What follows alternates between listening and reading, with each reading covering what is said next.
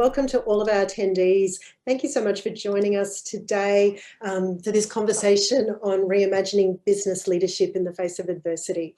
We want to make today's conversation as interactive as possible. So if you have any questions, make sure you post them in the chat and mark them to everyone so that we can see that. You will all remain on mute, so make sure you keep your mics on mute. Now, I'm very pleased to introduce a very good friend of mine, Tony Johnson. So Tony was in his 7th year at Ernst Young as their Oceania CEO when he stepped down 2 weeks ago. In that role, he was leading 9,000 professionals, responsible for over $2 billion of revenue across Australia, New Zealand, Fiji, and Papua New Guinea, across assurance, tax, consulting, strategy, and transaction services. Myself, I've also had a long-term senior executive career across strategy, customer experience, business growth, leading very large teams across Asia Pacific, and I've worked for organisations such as ANZ, Open Universities Australia, and Telstra. And today I'm really lucky to work for RMIT Online, where I'm the Chief Student Experience Officer, and I lead the team that develops and delivers our market-leading short courses and accredited qualifications. So, welcome, Tony. Thank you, Claire. Great to be with you. Before we get into it, I'd just like to do an acknowledgement of country as well. So I'd like to acknowledge the people of the Woiwurrung and Boonwurrung language groups of the Eastern Kulin Nations, on whose unceded lands we conduct the business of the university. I respectfully acknowledge their ancestors and elders, past and present, and would also like to acknowledge the traditional custodians and their ancestors of the lands and waters across Australia where we're conducting our business today. So, Tony, let's get into it. Most of the people online won't realise that we actually have known each other for about 25 years now, and we met doing our MBAs in the mid-90s. I'm not going to get too specific there because I'm already feeling old enough that I've known you for as long as I have. And we usually catch up a few times a year with each other over a few bowls of chips. We start at one, it always tends to go to at least 2, and a couple of glasses of champagne. So I guess what we're trying to achieve today is a similar vibe to those conversations. Unfortunately, sans champagne and chippies. Anyway, for me, let's start with the value of the MBA, because for me, doing my MBA was a transformational time in my life. It's something I still reference, the McKinsey 7S framework today, and also made some amazing connections through it. Tell me, what was your biggest takeaway from doing our MBAs? Well, thanks, Claire, and thanks for the introduction. Hi to everyone. I just want to confirm that those catch-ups aren't normally over breakfast. They are later in the day for the chips and the champagne. But the MBA really was a formative time, and I think the first one I'd mention, the first takeaway, is quite high level, but it's confidence. And confidence was a big one for me. Confidence to talk about strategy with senior executives and boards. I think we all know that in many sectors, many fields, lingo, jargon can become almost paralysing in some way if you don't have the confidence to engage in a discussion. So I think the MBA took away some of the mystique of those concepts. You mentioned McKinsey 7Ss, it could be BCG growth matrices, all those sort of things. So I felt more comfortable engaging in discussions. But one at a really granular level, and I remember it clearly, was the phrase or the hypothesis that was flagged, which was there's no such thing as politics in organisations. There's only formal systems and informal systems. And I must admit, a lot of people sort of guffaw when they hear this because they say, surely there is politics in organisations.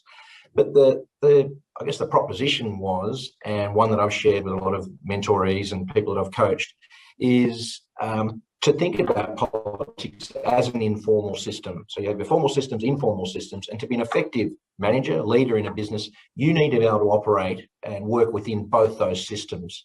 So I think that was one that's been important for me, but I found it really important to share with others, along with the confidence element. That's a great insight. I think similarly, I've come across that in a number of jobs where I would almost add to that one about don't take it personally when someone doesn't agree with you or you've got conflict. I've really learned, particularly over the last 5 years, that conflict tends to come from having different belief and value systems. And if you can take it to that, that's where someone's coming from, as opposed to, I don't really like you. It's just that they believe something else. And when they're really at a values level, that makes conflict and confrontation really difficult to shift. So I kind of like it in the way you're talking about, there's a system there and this one's a different frame on the system, that it's not about you personally, it's just the system that you're operating within. Yeah, love that. Great insight. One that I'd add, Claire, is, and this didn't come from the MBA, but who knows, experienced over time. I keep a list of things in the back of my notebook. I was always going to grab it, which I call my rules. They're sort of things you've learned over time. Yeah. And one is that the answer is always somewhere in between. And when you're dealing with different people, with different lenses, different experiences, different value systems, it can be very easy. You can be presented by one person to say, I can't believe Claire did X, Y, or Z. She is 100% wrong. You speak to Claire and she may say, Jack was 100% wrong. And so my view is that the answer is always somewhere in between because of the lens or the experiences that you look at issues. So people will come back to me and say, Tony, I really remember when you said that thing about the answer always being in the middle. So no. The answer is not being in the middle, the answer is somewhere in between. And I think it goes to that point of us just being also different in how we operate, how we look at problems as a function of our nature and nurture.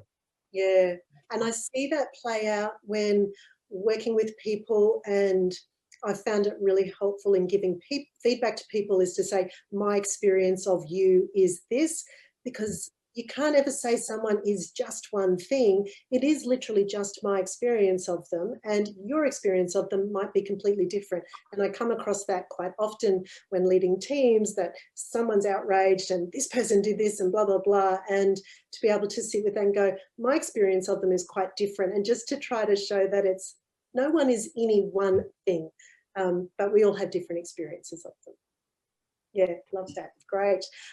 Shall we turn to COVID and what COVID has done to leadership? Because we are certainly having a moment in time in terms of the way that we work. I don't expect to see another shift in my lifetime that so fundamentally has changed how we work and how we lead. And I think it's kind of fabulous because I love that it's fast-tracked the acceptance of flexible working. Yeah. But it's also kind of changed what it means, I think, in some ways, to be a leader. So tell me, how has the pandemic impacted you as a leader, and how do you think it's changed your leadership? Yeah, I mean, I think you pick up on great points about fast-tracking flexibility. I think it's fast-tracked digitization in many fields. I mean, the development, the progress we made in digi-health, I think what was to take 10 years was 10 days. But I think also many of the elements are the same. As a leader, sharing a vision, building high-performing teams, driving results, communication, they're all fundamental. But I think in a crisis, and particularly one we haven't seen before, which might seem strange, I'm trying to understate it, but we've seen bushfires before, we've seen floods before, we've seen economic crisis before, but to have an economic and health crisis come together, I think it means some of the attributes, which are always important, become even more acute. I mean, this uncertainty, it was unprecedented. We're still experiencing it. And so clearly being nimble and agile, probably always been important since disruption, technology, digital started. But I would argue that perhaps being nimble and agile has been key like never before. But then in addition to being more agile, I think the health elements and lockdowns have meant many people's support mechanisms have been disrupted or disappeared. So, our 9,000 people, many of those people, their ability to see each other and connect, see their families and friends, severely restricted, and not just if they're on the other side of the world, but it could be within Melbourne, for example, they're not be able to see each other. So I think that's meant that given that uncertainty, the role of a leader has had to bend or lean or bias towards providing more of that additional support, additional stability, some certainty in an uncertain world. And I think the intention of the additional support, whilst it's sort of with your employees, so it's in the business context or the workplace, but I actually think it has an impact outside the workplace, in the home and in the community. So, I mean, I do think I'm a big believer in communication. As you've heard me rabbit on before, I don't think there's a problem that hasn't been caused by bad communication. There's not a problem that can't be fixed with good communication. So fundamentally, communication is more important and empathy is more important. I do remember, I guess studying is the word, Anna Bligh, when she was the Queensland Premier during the crisis that was the floods in Queensland. She was lauded at the time for doing an amazing job. But what she did was she communicated regularly every day. She empathised with people's position, but then she also planted a vision, a positive vision that will come through this. And so I think that's one of the reasons that you often see in a crisis, the standing or the trust in leaders can increase, providing they communicate authentically and regularly, they emphasise and set a vision. I love that. I love that piece at the end about the positive outlook, to have something to anchor around in the future, because it's pretty easy to get stuck, certainly has been over the last 18 months, in the doom and gloom of what's happening around the world. I'm interested, I think the other thing it's done to leadership is about how do you have digital visibility in the absence of physical visibility as a leader. How have you achieved that? Yeah, it was an interesting process. So one was because of that Anna Bligh piece coming to mind, when a crisis, you need to communicate more regularly. Clearly, my preference has always been face-to-face, and doing town halls in each of our offices with each of our people, catching up with teams around the Oceania region. Of course, that couldn't happen. So I did revert to weekly videos, and I guess I was surprised how, I guess, important to many of our people they became. They would come out on a Friday morning. They would typically provide, varying in topics, probably there'd be something about me in there, how I was responding to COVID lockdown, particularly being in Melbourne through that 112-day period in particular, how the business is travelling. But importantly, it was being authentic and transparent about what we knew and what we didn't know. And, we might talk about it a little later, but, I was very clear that we had to set a framework upon which we would make decisions. So whilst, there was no guidebook or textbook to this, we had no crystal ball, I could be blunt and say, our leadership team, we didn't know to. We did set some guidelines, a mantra, a philosophy that guided our decisions. And by sharing that with our people, they knew as much as we did. And it was amazing to me that you could, my dog, Lucy, the Labradoodle, who became, actually Lucy featured in the Australian newspaper on 2 or 3 times, including a photograph. She became a bit of I guess, a legend in softening the message and creating some connection. So I think it's one of the great learnings that you can connect with the right thought and perhaps execution. You can connect with people in a digital way. Perhaps it can't work 100% of the time for the next 10 years, but gee, it's proven during this period that it can work. And that's a really great point you make. It was about that vulnerability piece and how that allowed you to be able to relate to everyone. We were all in the same boat. It was such an equalizer in terms of an experience for people. And yeah, we will get onto authentic leadership a little bit later in the discussion. Right. Given the change, and it happened pretty suddenly, the lockdowns usually came at sort of a moment's notice. You were Ernst Young was the only Big 4 professional services firm not to make any staff redundancies during COVID, and you also continued to grow revenue that year. At RMIT Online, we also had a similar story, whilst the university sector has had a whole lot of pain because we weren't able to have our students come from overseas because of border closures. Our online business, everyone had time on their hands, more time on their hands with lockdowns, and our business really had a very strong growth period as well. How, as a leader, though, do you manage and anticipate that change and that uncertainty? Yeah, well, there's certainly no textbook to it, but I guess the first piece about the anticipation piece is there is no perfect foresight. There's no crystal ball, as I mentioned. But I think it really is important that leaders have a mindset of being aware that things can change and that they will change. There's nothing more certain that things will change. And I think part of the role of the leader is to be vigilant and conscious of thinking about what can change. And now, whether it's you as, for example, the CEO or a member of your leadership team, but you really need to be considering the counter view. And I think there's a little bit of truism in when things are traveling really well, that's when you've got to be worried, because something's going to change at some point. So the anticipation piece, it can be helped, by reading, connecting with and seeking the ideas of others, which I'm very big on, understanding whether it's people in your sector or it could be other sectors or other geographies. We could look to the US or the UK, through Asia, for perhaps good and bad ways of either anticipating risk or managing risk. But really having to think about I sound very risk management here, what's the likelihood and consequence of something occurring? Because then you can start to prepare alternate scenarios. So we were fortunate in two ways, I think. In January, we felt, and whether it was intuitive or not, that this could be a big issue. So we started to plan our crisis plan. And in particular, we were conscious of the organisation being nimble and flexing. But what we did do was, before lockdowns were required, we had our Sydney office work from home. It was only for one day, just to test if the technology worked.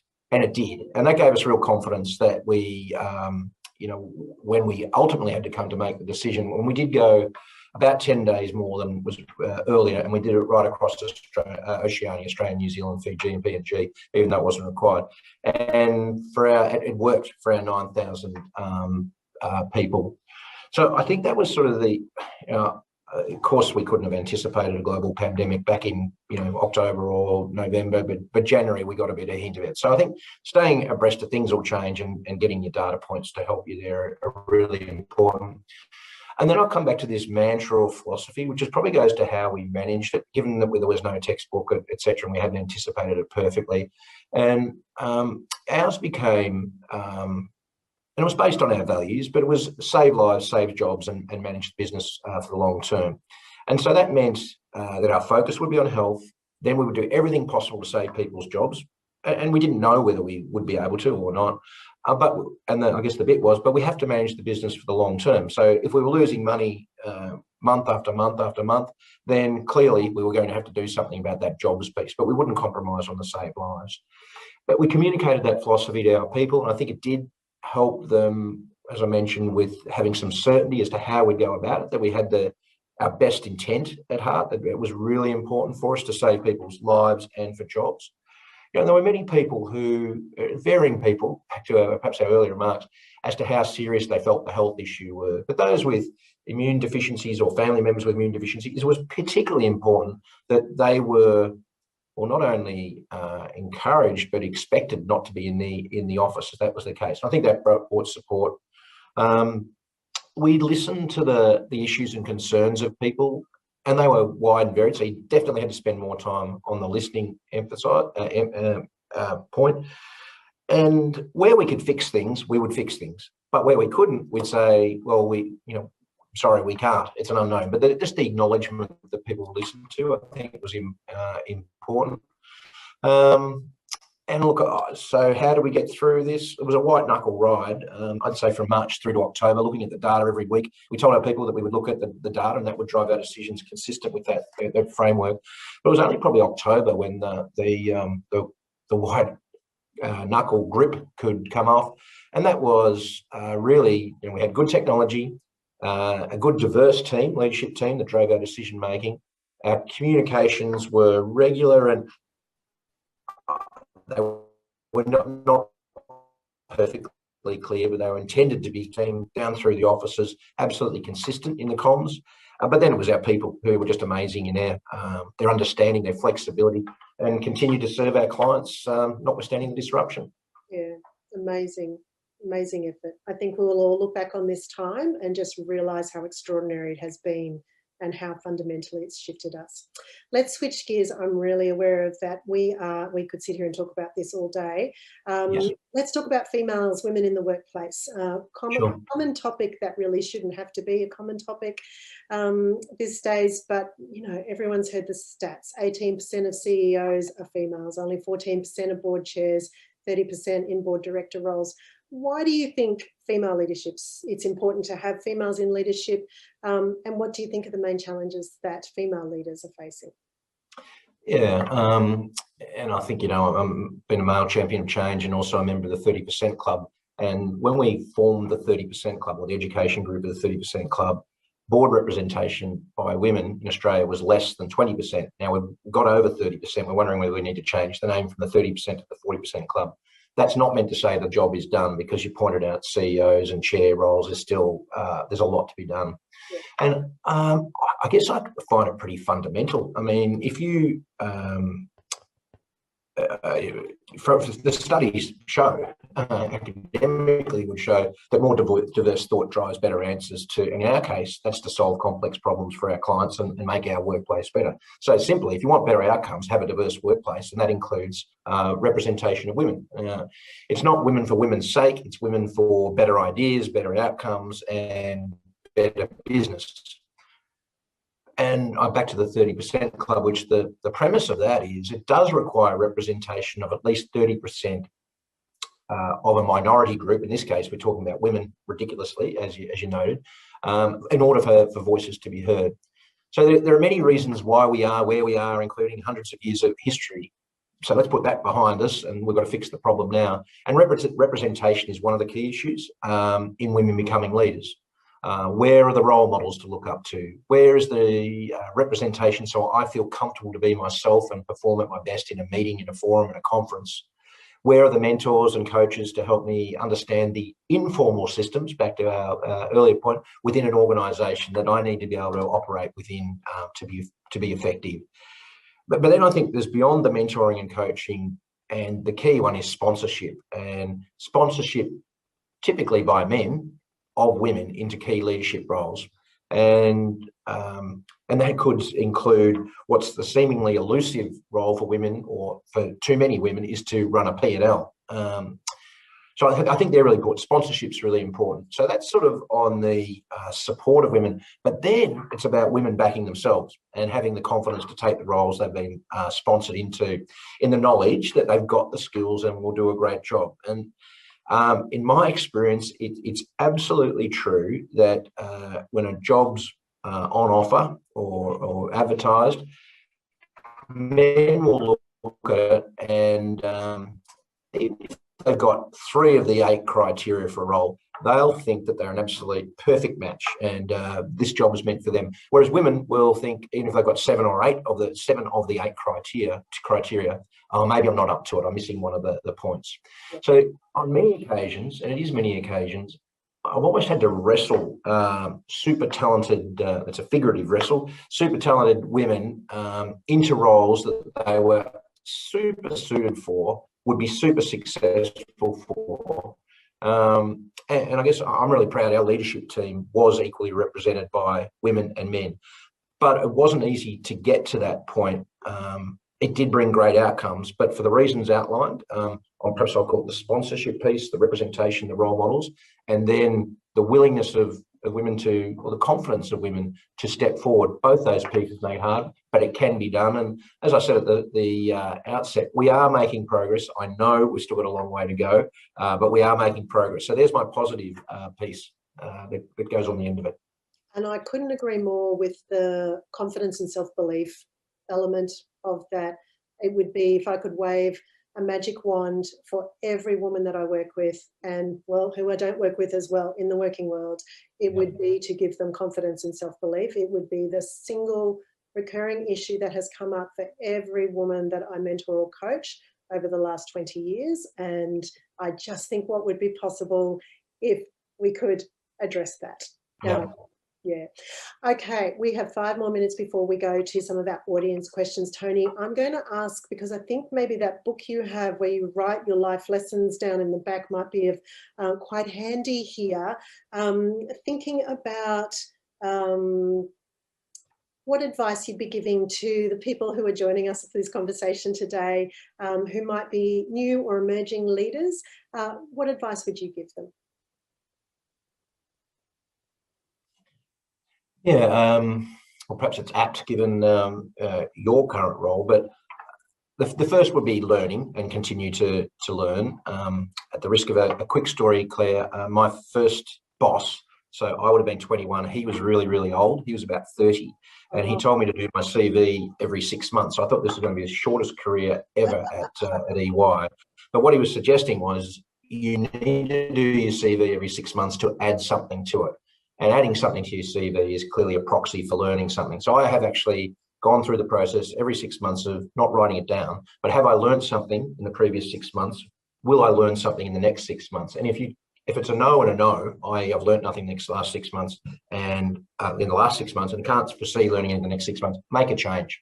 So learn, and that builds options. Everything you learn is building other options. You don't know which one of those options you're going to utilize, but try and build as many options as you can. You can have a light on the hill, but it's a really fuzzy light on the hill. There might be a series of lights on the hill. So that's why learning and building options is the way to go. Look, I think be bold and make a difference. It's far more fun having a bit more of a why and having some swagger to the way you go about it. And I'm not suggesting people be cocky, complacent, reckless, display, hubris, any of those things. But be bold and make a difference. Be yourself and have some fun. Very difficult to succeed as a leader if you're pretending to be someone else the entire time.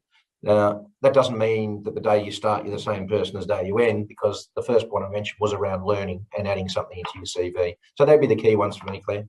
Yeah, I think I'd agree with those, and I'd add two exercises we did on a leadership course a few years ago. One was around creating a leadership vision for yourself, and it was as simple as choose 5 characteristics that you want to be known for as a leader. So I want to be a great communicator. I want to be known as caring. I want to be known as fair. Whatever those characteristics make sense for the individual, and then be really deliberate in mastering them so that others can see it through your behaviour and would also characterise you if they were asked, what does she stand for, or he, as a leader?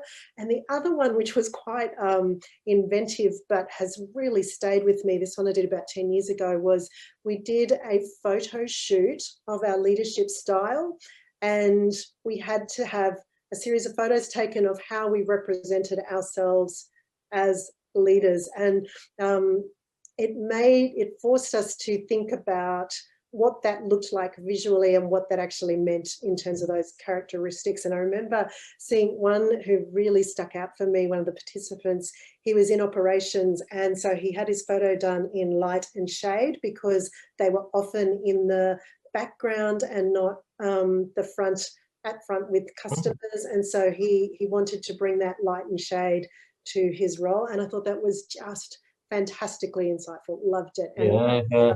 Look, I couldn't agree more. And look, I've been through this same exercise, and it's not just for the sake of set and forget. So my leadership brand, or in my experience, what I wanted to be as a leader, were accessible, authentic, and fair. So accessible was being visible, proactive, approachable. Authentic was what you see is what you get, and fair was how you treat people.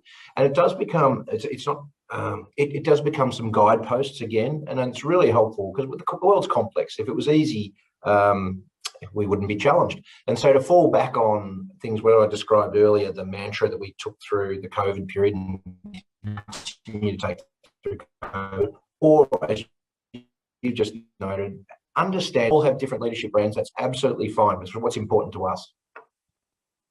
Exactly. So let's go to some questions from our audience today, Tony. Very topical one at present about hybrid working, 100% remote working, or back in the office working.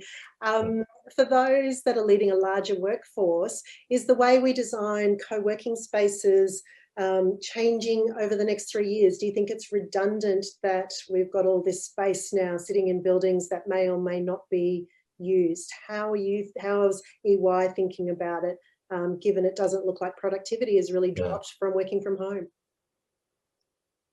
Yeah. So a couple of points. So one, we've been working on it for over 12 months now. 2 things won't be the same as they were. I think we've the flexibility journey that you mentioned, we put that on steroids and turbocharged. So that will continue. I still believe that it's important there's going to be needs to collaborate, team, learn and engage for culture, for people to come together. But I don't think that's 5 days a week by any means. It'll vary beyond the role that you play, and it may vary during a period of time as to how that works. So I'm in the camp that says office space as we know it now will reduce because more people will be working from home. We know that if you've got a big commute, if over an hour, for example, then of course that makes it less likely that people want to invest an hour, if that's what it is, travelling back and forth to work. Your comment around productivity hasn't, in our business, it's a blunt instrument, but if you think about chargeable hours to clients, it has not dropped. So people are being more productive, and I think in some of that it's that travel time is being given back. The only query I've got on it, yes, we've been going for 15 months this way, and there was the novelty stage, then there was sort of the realization, here we are, and now we're kind of, I don't want to call it a new norm because it's sort of a disrupted norm, but what's the long-term effects on productivity of people, let's say, being 100% out? My feeling, and it's only gut feeling, is to say that might not be a good result in the long term. So the way we're dealing with office space is obviously staying nimble. We think it can reduce, but there will still be some reconfiguring for far more collaboration, teaming, learning areas, and that's what we're doing. In fact, I'm in the Melbourne office at the moment, and that's what we've done recently in the last month or so. Yeah, it's definitely something, I don't know if you've heard the phrase earning the commute, to bring teams back in for specific type of work. I think there's such broad acceptance of there's plenty that we actually don't need to be face-to-face with. For me, it's the collaborative ideation, strategy, some of those discussions that we really do have a different conversation when we are together than face-to-face than we do when we're on Zoom. It feels a little more transactional. When you're on the screen, it's a bit easier to switch off and whatnot. So, yeah. All right, here's one. Cast your mind back over your career, and what do you think has been the best leadership development skills, methods you've seen in place? Leadership skills and method. I've been, sort of what drives me in a way is understanding the way I tick, the way others tick, and therefore the way organisations tick. So any of the tools that have gone to Myers-Briggs, social styles, I mean, there's a plethora of them, and they're all, I think you can learn something from each one of them. So you can probably tell I've got a bent towards the people side. In the old days of consulting, problems can either be solved by people, process, or technology. And I think the way I've gone about leadership, and when we're confronted with problems, my first stop is probably people. Not to say that there's not many problems, and of course it helps when you're in a people business, which is what we are, but others would jump to process and technology, which could be the right answer as well. And perhaps you could still solve the problem with process and technology, or a mixture of all three. But I found some of that self-development, and then I guess in a way developing your emotional intelligence, understanding your impact on others, and perhaps helping others to understand their impact on others and on groups, have probably been some of the biggest learnings for me. Yeah, that's a great one. I would add to that, I think I did a 3-day course on presentation skills, used to be run by a company called Rogen, and I still think that was the best ever training I did in terms of building confidence then and clarity of message to be able to engage from a facilitation perspective, from a leadership presentation, presenting to boards, whatever it may be. I still think of that program to this very day, many years later. Thinking about a newer type of manager, what do you think for someone making the transition from individual contributor to their first management role, what do you think is the hardest thing to overcome, and any advice for people who are on that journey at present?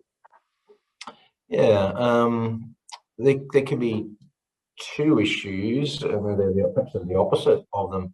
One is not realising and having the awareness that you are moving into a different role, and that that's going to require some different skills, some different standing, some perhaps different gravitas, different decisions. On the other side, I've seen people make the mistake of all of a sudden they get let's call it a manager title, and their chest puffs out. They walk around in a completely different way and ignore the people that are below them. So never forget the importance of not leadership, but followership. And that doesn't mean that you sugarcoat any messages. In fact, you'll get found out and you'll be a poor leader by sugarcoating. But I think having time, being generous with your time and support of people, understand their aspirations and motivations, and have authentic discussions. Perhaps that applies at all levels, but I think coming into a new role, there's a bit of challenge in that. There's a bit of challenge. Can you find the time to support, be generous with your time and support? Do you understand their aspirations and motivations? And can you have authentic conversations? They're three challenges, I think, coming in. And you're not going to get it right on day one, but I think keeping that in mind, that's where you want to be. I think that's not a bad roadmap.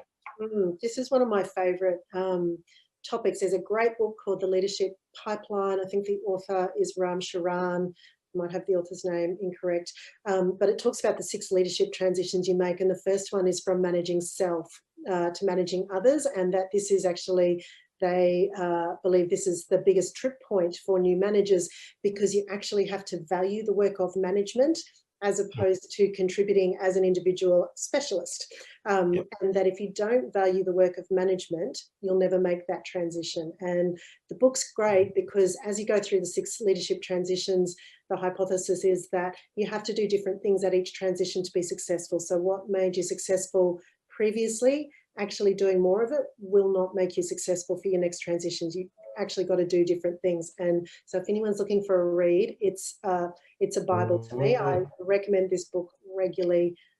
It's well worth a look at. Let's talk about multi-generational workforces. So I've got a couple of questions here. I really liked this one about, in such an uncertain time, is there a place for more veteran employment? I think you and I may qualify for the veteran category just about, given, more unique training and planning for uncertainty and challenging times. But also, how do you lead multi-generational workforces? I certainly see a difference in how millennials want to engage and be involved versus probably people of my own generation, our generation. How have you faced that? How have you solved for that? Yeah, it's a real challenge, but it's also a joy as well. We talked about diversity from a gender perspective earlier. We've got 9,000 people, average age of 27, which is really young, I would say. Yet we've got baby boomers, Gen X, Gen Y, millennials, etc., and joining the firm all the time. And it comes back to the point a little earlier that the answer is somewhere in between as to how you pitch this.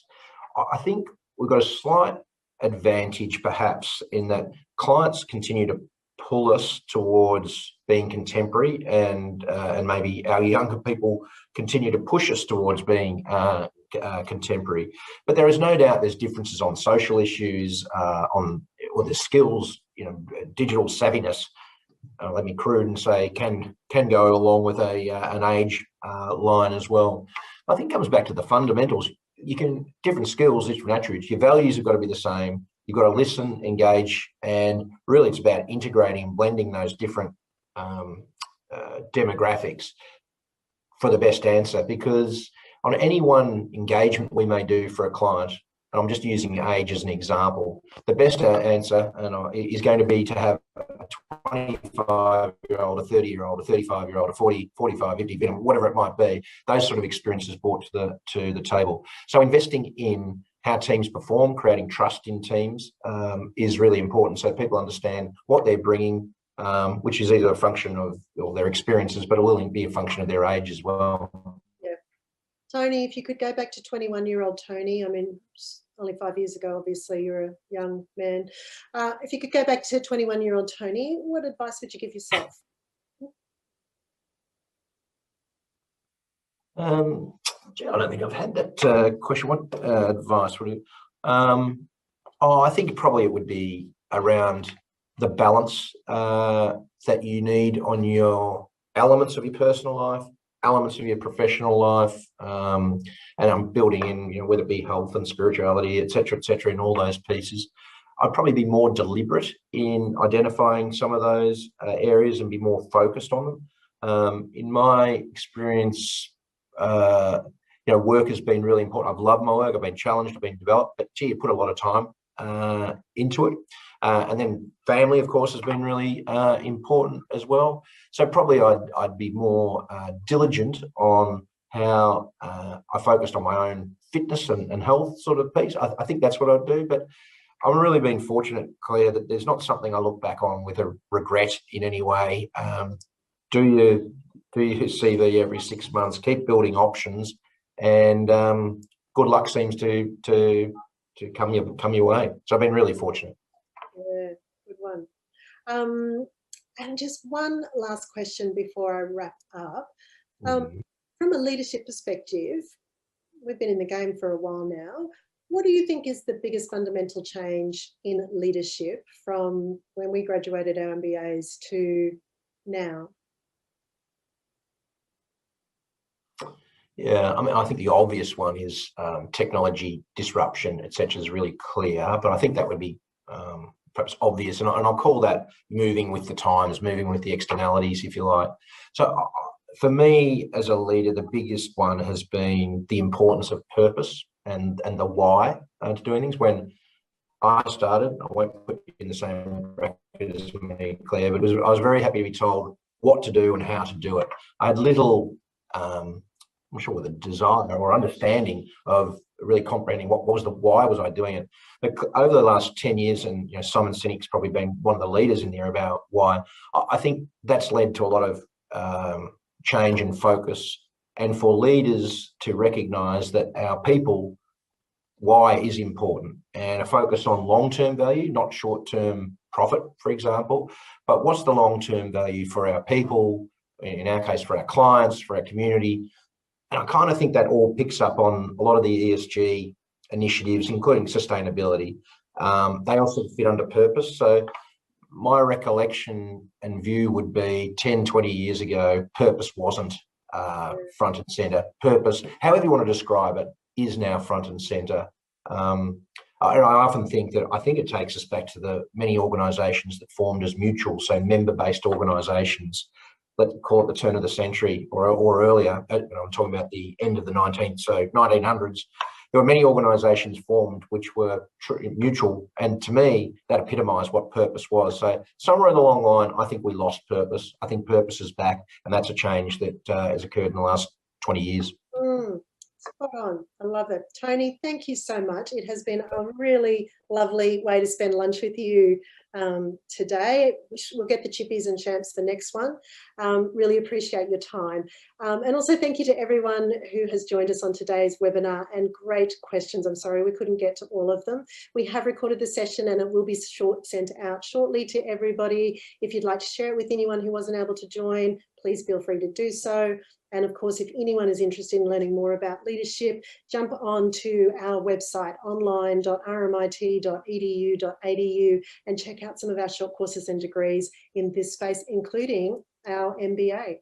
Great to see you, Tony. Have a fantastic day, and no doubt we'll talk soon.